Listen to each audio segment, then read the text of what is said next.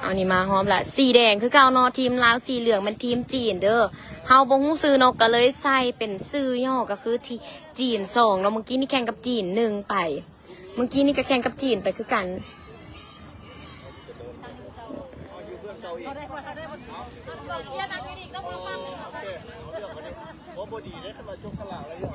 เอานี่รอบนี้มันไผ่เป็นคนเปิดนะมันลุ้นกันเนาะ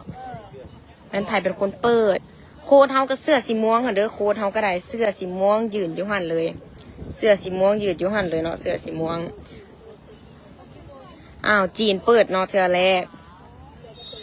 จีนเปิดเธอแรกอ้าวส่งไปได้บ่บัดนี้นะเมื่อกี้นี้เฮาก็คือได้เปรียบเนาะก็คือได้บานหลายก่อนได้คล้องบานหลายก่อนหมู่วันนี้ไทยลาวน้ำเ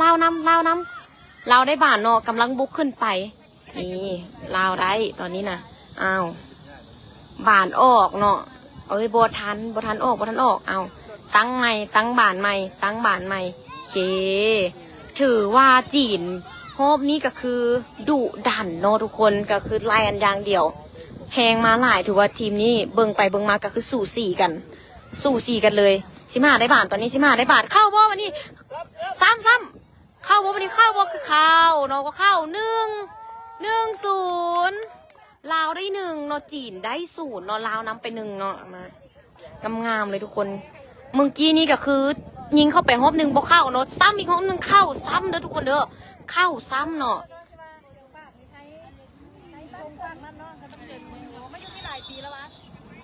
เอานี่จีนเปิดรอบนี่กลับไปลาได้บอลลาวได้โว้ยเข้าไปอีกลูกนึงเนาะเข้าแบบงามๆเลยเมื่อกี้นี่เข้าแบบงามๆเลยเด้อทุกคนเด้อเก่งหลายเมื่อกี้นี่เข้าแบบงามๆเลยเนาะเมื่อกี้นี่ก็คือเบอร์15เนาะเป็นคนยิงเข้าเมื่อกี้นี่ก็คือเบอร์15เป็นคนยิงเข้า2-0เนาะลาวนำไปเป็น2-0เด้อทุกคนเด้อเอานี่จีนเปิดใหม่เมื่อกี้นี่ก็คือจีนรุดไปรอบนึงตอนนี้ลาวนำอยู่2-0เด้อเอาได้บอเอาลาวได้จับบาทแล้ววันนี้ลาวได้จับบาทแล้วตั้งบานใหม่นี่เอานี่ได้บอ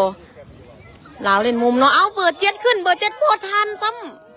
เอ้ยจีนจับเอาบานได้ก่อนเนาะจีนจับเอาบานได้ก่อน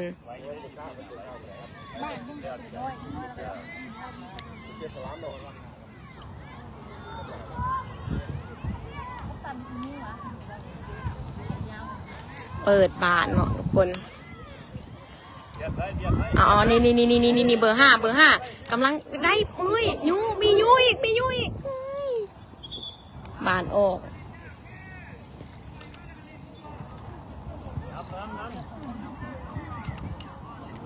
พี่จะมาพี่จะไหนแม่บังแดดให้ลูกเนี่ยมาบังเด็ดพี่จีนเปิดเนาะพี่เลือกว่าสั้นอ้าวคนมันก็ต้องพักเนาะมันมั่วเป็นสายเตะบานเนาะมาพักเตะบานเอานี่เอาลาวกำลังขึ้นตอนนี้น่ะลาวกำลังขึ้นเด้อพี่ล่ามาพี่มันจึงอันนั้นเนาะลาวกำลังขึ้นตอนนี้น่ะโอ้ยลาวออกซ้ำโอเป็นอย่างเนาะทุกคนเอาทางจะจับกล้องถ่ายรูปทางจะไลฟ์สดเนาะเอาน้องคนบอกว่าอยากได้รูปงามๆมาสั่นเอาจีนเปิดผู้ชายเนี่ยเป็นผู้หญิงบอนี่เป็นผู้ชายเต้อยู่ฟังนั่นน่ะผู้หญิงอีหลีบานออกเนาะแล้วก็พี่ปูพาเถียงกันอยู่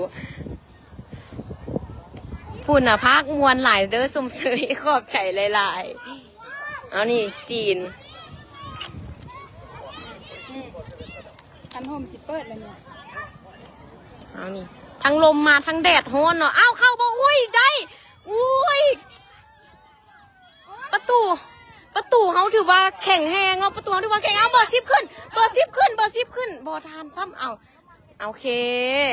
ยังพอได้อยู่เนาะยังพอได้อยู่นี่เรากำลังขึ้นบอยออกซ้ำบอทันซ้ำเด้อทุกคนเด้อบอทันซ้ำบอเป็นอย่างเนาะเอาไหม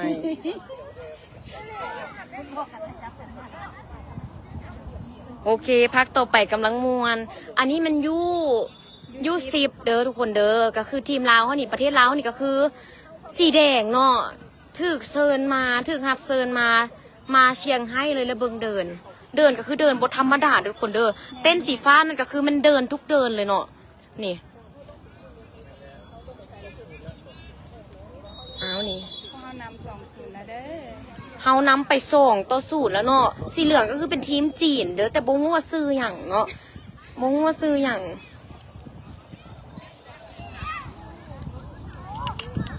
เอานี่จะได้โบวันนี้นะฮอบนี่จะได้โบโอ้ยจับกองได้มาเอาเบอร์15เข้าโอ้ยสิวเสียดไปเนาะเกือบเข้าแล้วเบอร์15นี่ก็คือเฮ็ดไป2เทื่อแล้วเนาะไป2แต้มแล้วเด้อเดี๋ยวมาหาหนูเฟิร์สดิ เบอร์15คือเฮ็ดไป2แต้มแล้วเมื่อกี้นี่เข้าบอลนี่ซ้ำเอ้ยเบอร์15เฮ็ดไปอีกแต้มนึงเนาะเป็น3-0เนาะเราก็คือนำไป3-0แล้วตอนนี้น่ะมึงตอนฮอบเล็กๆก็คือสู่4เนาะก็คือแห้งกำลังเขานี่สู่สี่กันถือว่าลาวเขานี่แห้งหลายอยู่เด้อทุกคนเด้อโบแพ้ไผ่เนาะโบแพ้จีนเลยลาวเขาน่ะออกไปบอกว่า10 นาทีก็คือได้ลงเดินมาใหม่เพราะกับเจ้าเปลี่ยนตัดตารางเนาะแต่แห้งยัง ที่ ค เปลี่ย ง นทีมใหม่มา แห้งยังคือเก่า เป็นคนจีนบอก เมน พบกับทีมลักกี้ห้อง อ๋อสีเหลืองมันทีมลักกี้ฮ่องกงเนาะ ที่ฮ่องกงเด้อ อู้ นี่ มา เด้อ แต่ฮ่องกงคุณเลยเนาะทีมจีนก็ได้มาแต่ฮ่องกงเลยทีมจีนก็ได้ เมื่อกี้เรา บ้านออกเมื่อกี้นี่เนี่ยโบเป็นอย่าง หาตัวหนึงอันนี้นี่หากมาไทย บัดนี้โฮมเฮา ได้2-0แล้ว 3-0แล้วแมน แล้ว แดงเขาก็คือนำไป3-0เนาะ ทีมลาว ถือว่าแข่งแหงสุดๆเลยนักกีฬาจูเนียร์เขานี่ออกจากเดินไปเนาะเมื่อกี้นี่หาแต่แข่งแล้วเนาะชนะจีนไปแล้ว5-1พักพรบ่ฮอด10 นาทีซ้ำกับเจ้าเอิ้นลงเดินมาอีกแล้วถือว่าแหงมาอยู่เนาะฮอบนี่ถือว่าแหงหลาย3-0 ตอนนี้เขาได้ เขานำไป3-0แล้วเอาเป็นกำลังใจให้ทีมกีฬาตัวน้อยๆเขาแน่เนาะมาแข่งอยู่เชียงไฮ้เลยอยู่ในตัวเมืองเลยเดินก็คือเดินกว้างแหงเดินก็คือเดินกว้างแหงเนาะมาแข่งอยู่เชียงไฮ้เลยเบิร์ดนี่ก็คือมีแต่ละประเทศมานำเนาะแต่ละประเทศแล้วก็จีนแต่ละแข่งเอานี่เกมเขากำลังดูเดือดตอนนี้นะเบอร์15จะเห็นแต้มอีกได้บอส่งบานไปเอานี่ได้บอวันนี้เอานี่เข้าอีกบอวันนี้เข้าอีกบอวันนี้เอ้ยเกือบเพชรโกนได้แล้วเนาะเมื่อกี้นี่เบอร์10เฮาคนเบิงบอกหลายๆเลยบัดนี้เอาฝากกดไลค์กดแชร์เป็นกำลังใจให้น้องๆในอยเด้อทีมเบสวรรค์เด้อทุกคนมาแต่นครหลวงเลยเนาะมาแข่งอยู่ช่างไฮ้เมื่อวานนี้ลงยนต์มา3 โมงเนาะเพิ่นก็เลยย้ายมาแข่งมือนี้ให้ใครในมือนี้อากาศดีฝนบ่ตกแต่อยากแดดน้อยนึงก็ดีไปเนาะดีกว่าฝนตกนี่เอาสีเหลืองก็คือจีนเนาะจีนกำลังได้บ้านอยู่ตอนนี้เอาแดงได้เนาะแดงน้ำตอนนี้นะแดงกำลังบุกขึ้นบ่ได้เนาะเมื่อกี้นี่บ่มีไผ่เสริมเพิ่นออกเรียบร้อยออกจีนเนาะลาวเฮาได้บานสีแดงก็คือลาวเฮาเด้อเอาเห็นเพิ่นบอกว่าทีมลาวนี่ซ้อมมาตั้งแต่เด็กน้อยอายุ5 ปีเลยเนาะซ้อมมาตั้งแต่เด็กน้อยอายุ5 ปีก็คือเข้าขากันได้ดีแฮงเอานี่เบอร์15แลนนำเบอร์15แลนนำบานแลนบอกไวๆเลยเมื่อกี้นี่อยู่ขอบเดินฟากนั่นเลยงามโบเห็นซ้ำเมื่อกี้นี่หลงจับกล้องขึ้นหลายเอานี่โคตรเฮากับห้องจึงแต่อยู่ปุ้นเลยโคตรเฮากับเสื้อสีม่วงเนาะถ้าเปลี่ยนคนออกถ้าบานตายแล้วเปลี่ยนคนออกเนาะเอาสีเหลืองกำลังเปิดเบอร์10เนาะทีมฮ่องกงทีมลักกี้ฮ่องกงเนาะซื้อทีมกูต้องสัมภาษณ์เนี่ยให้อันลาน อ้าวยิงบานเข้าบ่บัดนี้โอ้ยงามไปเนาะงามไปออกก็บ่เป็นหยังเนาะถือว่าบานได้เป็นของเฮาทีมเพิ่นออกบ่เป็นอย่างทีมแมนเอาเปลี่ยนโตวันนี้นะเปลี่ยนเบอร์5ออกเนาะเปลี่ยนอีกเบอร์8ออกเนาะบัดนี้ต้องเปลี่ยนเนาะเพราะว่านักกีฬาเขาเมื่อยเมื่อกี้นี่ลงเดินไปแล้วฮอบหนึ่งเนาะแล้วก็ลงมาอีกก็เลยต้องเปลี่ยนกันเข้ามาแล้วด้านฮอนเนาะเอาเปิดบานอยู่พี่ นี่อุ้ย คือคน อยู่แจมุมพนเนาะเปิดผ่านอยากอยู่แจมุมเนาะเอาหนีได้บ่อุ้ยลุมสองลุมหนึ่งตอนนี้2 ลุม 1จะได้บ่มีไผแลนไปบ้านน้ำเพิ่นบ่ได้เนาะบ่เป็นหยัง เป็นบ้านยนต์ของเรา แมนถือว่าเขาเปิดบ้านเปิดได้บ่วันนี้15กำลังแลนลงไป15กำลังแลนลงไปถ้าเอาเข้าวันนี้12โอ้ย12เป็นคนเฮ็ดแต้มเนาะ4-0เนาะถือว่าลาวเขานำไป4-0งามๆเลยงามๆเลยเนาะคะแนนนี่หู้กันได้เลย4-0เด้อทุกคนเด้อตอนนี้น่ะU10เนาะU10อเล็กเบอร์20อาซีเบอร์10โอเคสกอร์เท่าใดแล้วลาวเขาได้4เนาะจีนเนาะได้0ตอนนี้น่ะถือว่าลาวเขานำไปงามๆเลยนำไปงามๆเลยตอนนี้สีแดงเนาะสีลาวเนาะสีแดงเป็นทีมลาวเบสวรรค์เด้อทุกคนเด้อสีเหลืองนี่เป็นทีมจีนลักกี้ฮ่องกงเนาะมาแต่ฮ่องกงเลยมาแต่ฮ่องกงเลย4-0แล้วเด้อเพราะว่ามึงกี้นี่ยิงมึงไปแล้ว3เนาะเข้าไปแล้วอีกฮอบ1เนาะก่อนอันนี้แล้วก็เข้าไปอีกกี้นี้พอดีเป็น4เอานี่เปิดนี่ประตูเขาก็อยากว่าแน่นอยู่เนาะทุกคนก็คือเจาะเข้าในยากแหงน้องๆเก่งหลายแมนน้องๆก็คือเก่งหลายเนาะอายุเพียงแต่8-9 ปี10 ปีหนึ่ง8-9 ปีบ่เกิน10 ปีเนาะเอาเข้าบ่สิมานี่โตเฮ็ดแต้มเลยนะตอนนี้น่ะตอนนี้สิมาคือโตเฮ็ดแต้มเลยเข้าบ่ปะนี่โอ้ยตอนนี้ยังได้อยู่ซ้ำลูกซ้ำ ไปอัดด้วยกันสั้นลูก ได้บ่วันนี้ได้อยู่เนาะพอได้อยู่เอานี่ ยายเราบ่เห็น ตัวตึงเบอร์20ก็คือพักพรอยู่เนาะกำลังท่าลงเพราะว่าต้องพักพรฮอบแล้วนี่ไปนำ5-1เนาะ ฟังสิลงมาแล้ว นำ5-1ฮอบนี่ไปนำ4-0เลยฮอบนี่ไปก็คือนำ4-0แล้วเอาเป็นกำลังใจให้น้องๆในมาเตนครหลวงเวียงจันทน์เด้อมาแข่งอยู่ฮ่องโมเมนต์มาแข่งอยู่เชียงไฮ้งามซ้ำผู้พักเลยเนาะพุ่นได้สุขเสียขอบใจหลายๆประตูซื้อโจโอประตูผู้ซื้อผู้อยู่ประตูซื้อโจเบอร์10นี่ซื้ออาซีเนาะเบอร์20นี่ซื้ออเล็กโอเคเริ่มได้เริ่มได้ซื้อแต่ละคนละเห็นโปรไฟล์แล้วอยากแซลมอนเลยพุ่นใดมือนี้บ่ได้มาไลฟ์แซลมอนเนาะมือนี้แม่ค้ามาอยู่ห้องมาอยู่เชียงไฮ้พี่เนาะมาอยู่เชียงไฮ้พี่เลยพอมาเบิ่งเนาะมาซัพพอร์ตน้องๆเพิ่นหาแต่10 ปีได้มาแข่งอยู่เชียงไฮ้ฮอบแล้วนี่ไปแข่งอยู่เวียดก็ได้ที่1กลับไปให้ประเทศลาวเด้อทุกคนเด้อได้ที่1กลับไปให้ประเทศลาวเนาะแล้วก็แข่งอยู่เชียงไฮ้ก็ได้ที่1แม่นบ่แข่งอยู่เชียงไฮ้ฮอบแล้วนี่ก็ได้ที่1ว่ะแม่เนาะแข่งอยู่เชียงไฮ้ฮอบแล้วนี่ก็ได้ที่1เสียงไม่ อยากเห็นคนพากเนาะโอ้ยคนพากค่ะพากอยู่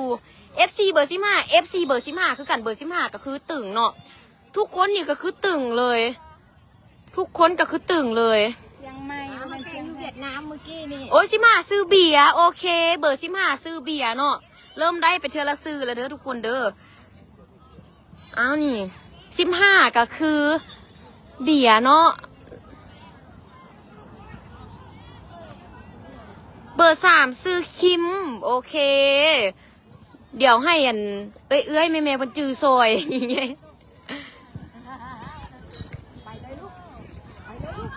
เอาจีนกำลังได้บานอยู่ตอนนี้เราญาติบานมาได้ตอนนี้เบอร์2กำลังขึ้น2 ลุม 1เมื่อกี้นี่อ้าวนี่กำลังลงเอาโอ้ยเสียให้เขาหน่วยหนึ่งเนาะ ฮ่องกงนำมาแล้วเนาะ1-4เบอร์5ซื้อธันวาโอเคเบอร์1เมื่อกี้นี่แม่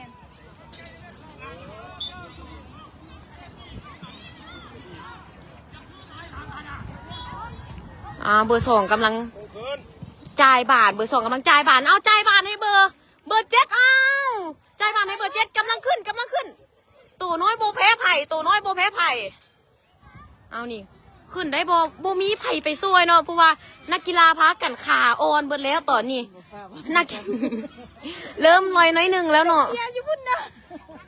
แม่ตอนนี้ได้4-1เนาะถือว่าลาวเขายังนำได้อยู่เนาะ นำไป4-1เด้อทุกคนเด้อนำไป4-1เอาเบอร์2จ่ายบานเอาเบอร์9ถือว่าเก่งเนาะนักกีฬาเขายังบ่ได้พักซ้ำแข่งไปฮอบกี้นี้นะยังบ่ฮอด10 นาทีได้ลงมาแข่งอีกแล้วเด้อทุกคนเด้อได้ลงมาแข่งอีกแล้วเนาะเมื่อกี้นี่เนาะ ย้อนบ้านนักหัดเต็บขึ้นไปลูก อ้าวนี่เบอร์10ซื้ออาซี อาซีสู้ อาซีสู้ โอเคเบอร์10ซื้ออาซีเนาะจื้อซอยกันเด้อเบอร์20ซื้ออาเล็กโอ้มันเป็นไอ้น้องกันลืมไปเนาะอาซีอาเล็กเอานี่อ้าวจ่ายบานให้อาซีไปตอนนี้อ่ะ บ้านลงงาน อาซีกำลังอาซีจ่ายบานให้ต่อเอาโอ้ยบ่เป็นหยังบัดนี้กำลังเบอร์2มาเอาบานเบอร์2มาเอาบาน แดดอ่อน โอ้ยเบอร์10กำลังขึ้นเบอร์10กำลังขึ้นโอ้ยถึกสกัดไปก่อนโบเป็นอย่างเนาะเมื่อกี้นี้ก็เจาะขาเข้าไปซื้อวินเนอร์เบอร์9ซื้อวินเนอร์เบอร์7ซื้อสลามเบอร์7ซื้อสลามเอามานี่อันนี้เบนจามินเนาะ11ก็คือเบนจามินเบอร์6จ่ายบานให้เบอร์2เบอร์6จ่ายบานให้เบอร์2ตอนนี้น่ะเอาอาซีตอนนี้อาซีกำลังจ่ายบานไป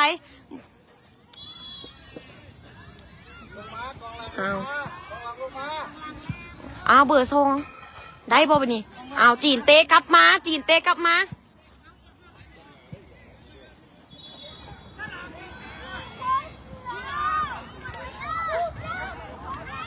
ตอนนี้คะแนนเขานำไป4-1เด้อทุกคนเด้อ4-1เอานี่โจโจ้กำลังเปิดบานเนาะโจโจ้กำลังเปิดบานเด้อทุกคนเด้อป้าดคนเบิงแม่คนเบิงหลายคนลูกไล่สดขายเครื่องอีก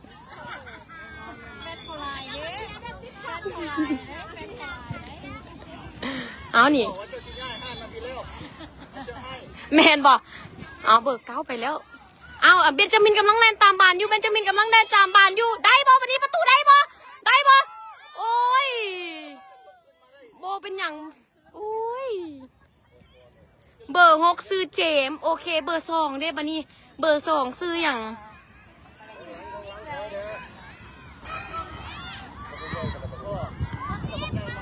อาซีสลามกำลังไล่บานอยู่ตอนนี้สลามกำลังไล่บานอยู่เข้าบอโอ้ยโบเป็นอย่างเนาะโอเค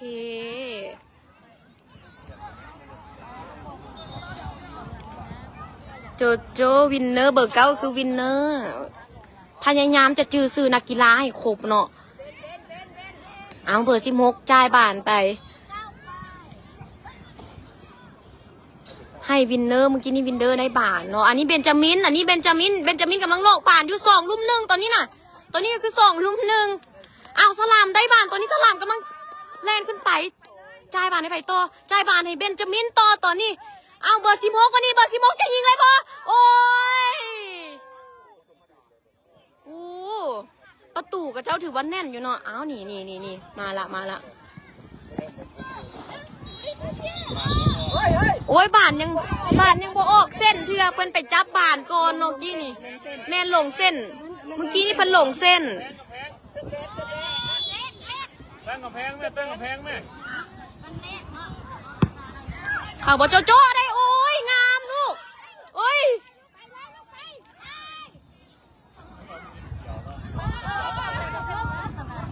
นี่ขึ้นไปแล้วเบนจามินกำลังลอกบานอยู่ตอนนี้ไป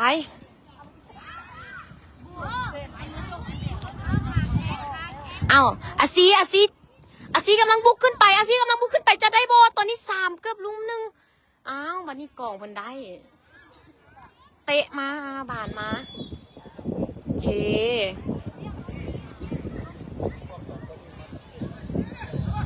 16โอเคเตะผ่านไปต่อเบอร์2ซื้อต้นกล้าโอเคเบอร์2ซื้อต้นกล้าพยายามจะจื้อเนาะตอนนี้คะแนนเฮานำไป4-1เด้อประเทศลาวก็คือสีแดงเนาะทุกคนเนาะประเทศลาวก็คือสีแดงถึกฮับเซินมาตั้งแต่อยู่นครหลวงเนาะขี่ยนต์มาตั้งแต่วันอาทิตย์เด้อว่าจะแข่งเมื่อวานนี้เตะพายุเข้าก่อนเนาะมาฮอดเข้าบ่เบนจามินโอ้ยเบนจามินยิงเข้าเนาะรอบนี้ 5-1เนาะตอนนี้น้องงามๆเลยนำไป5-1งามๆเลยเด้อทุกคนเด้อเบนจามินเป็นคนยิงเข้าฮอเมื่อกี้นี่สู้ๆโอเคพากันกดไลค์กดแชร์เป็นกำลังใจให้น้องๆเพิ่นเนาะเพราะน้องๆเพิ่นน่ะอายุ10 ปีหนึ่งเนาะบ่เกิน10 ปีเด้อทุกคนเด้อไปแข่งอยู่เวียดนามก็ได้ที่1ไปแข่งอยู่เชียงไฮ้ก็ได้ที่1เนาะทุกคนเนาะป๊าดบักเก่งๆเอานี่อาซีกำลังขึ้นจ่ายบานให้สลามต่อเอาตอนนี้โอ้ยเบนจามินบ่ทันเนาะเอาบานบ่ทันบ่เป็นหยังเด้อคะแนนเฮานี่นำไป5-1เด้อเพราะว่าเสียงใหม่เนาะเมื่อกี้นี่เสียงใหม่ก็ได้ที่1ไปเวียดนามก็ได้ที่1กลับมาเด้อทุกคนเด้อป๊าดเก่งแฮงยู10นี่ถือว่าอนาคตไกลเลยตัวนี้น่ะเฮาก็ถึงบินมาเบิ่งกับเพิ่นเลยเนาะเฮาก็จนบินมาเบิ่งกับเพิ่นเลยเอานี่เตะขึ้นมาแล้วเอาเบนจามินเป็นคนเอาบานต่อเบนจามินเป็นคนจะจ่ายบานให้ไผ่วันนี้น่ะโอ้ยออกซ้ำบานออกซ้ำเบอร์2ต้นกาเจมเอและเจมบีโอ้ยซื้อเจมมี2คนเจมเอและเจมบีแม่น้องกันยังงงอยู่ว่าซื้อเจมผู้ใดเอาเบอร์10ขึ้นไปโอ้ยบ่ได้เนาะเมื่อกี้นี่เอาโยนมาได้บ่เอาต้นอาซีได้บ่เป็นอย่างเนาะทุกคนมาแล้ว16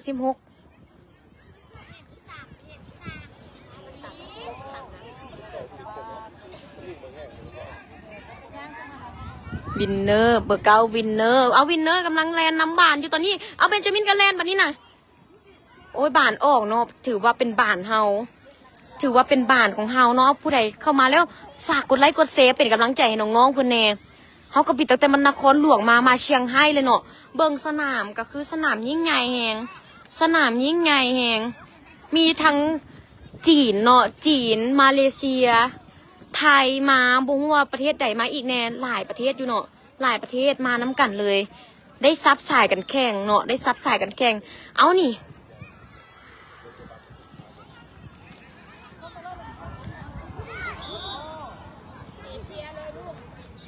เบอร์6นี่มันเจมเอหรือเจมบีเนาะเบอร์6นี่มันเจมเอหรือเจมบีบ่ฮู้เด้อเอิ้นเจมไปก่อนเอา16กำลังขึ้นเอาโอ้ยโลกบานบ่กำงามเลยกี้นี่เอานี่เอาเบนจามินกำลังท่าบานอยู่เจมุมนั้นเอาโจถือว่าสกัดบานได้ทันเอาอาซีฟงามบานเฮาเนาะบานเฮาสู้ๆเด้อถือว่าเป็นกำลังใจให้น้องๆพนมเมื่อกี้นี่ก็คือนำ5-1บัดนี้รอบแล้วนี่ก็คือเขาได้5-1เนาะแข่งกับจีนกันรอบนี้เขาได้5เลยมันบอกรอบนี้ก็ได้5-1เนาะเขาได้5จีนได้1เด้อทุกคนเด้อตอนนี้ก็คือนำไปเบอร์5ซื้อธันวาเบอร์3ซื้อคิมเดี๋ยวที่พยายามจื้อซื้อนักกีฬาเนาะเอา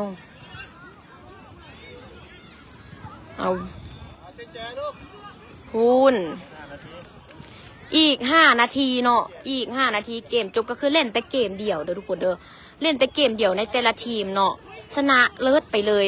ตอนนี้นำอยู่ลาวนำอยู่5-1เด้อแบบงามๆเลยคะแนนแบบงามๆเลยในเวลา5 นาทีเอานี่จ่ายบานไปโตกีฬาเฮานักกีฬาเขาถือว่าใจสู้อยู่ตอนนี้นะเบนจามินเอาบานอยู่ตอนนี้เอาวินเนอร์ไปเลยมาแข่งอยู่นี่นะ33 ทีมมาเอเชียมาเลยพี่บานอยู่นี่แหละถือว่าเขาได้เปรียบเนาะเพราะว่าเขาน่ะได้เลี้ยงบานหลายคนจีนซ้ำโอ้ยล้มซ้ำเขาได้เลี้ยงบานหลายคนจีนซ้ำเนาะเขาได้มีโอกาสจับบานหลายคนจีนแล้วก็มีโอกาสได้ยิงหลายคนจีนอีกถือว่าเขานี่โบธรรมดาเด้อมีโอกาสได้จับบานหลายคนจีนอีกเตะ25 นาทีโอเคเจมเบ้เบอร์8โอเคถือว่าเจมเอเบอร์8เนาะเจมบีนี่น่าจะเป็นเบอร์6มันบอกเจมบีนี่เจมบีเบอร์8โอเคเจมเอนี่เจมเอเบอร์8เจมบีนี่เบอร์6โอเคจัดไปเลย ค่อยข้างเนาะเพราะว่าอาศัยละลาน ตอนนี้คะแนนเฮานำไปอยู่5-1เนาะเฮาได้เลี้ยงบ้านแล้วก็มีโอกาสได้ยิงหลายกว่าจีนอีก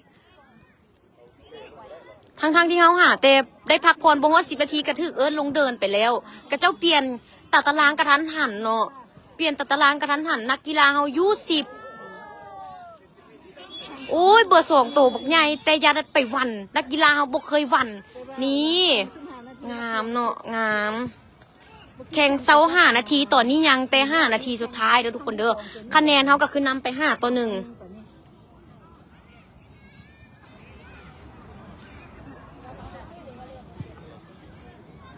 นี่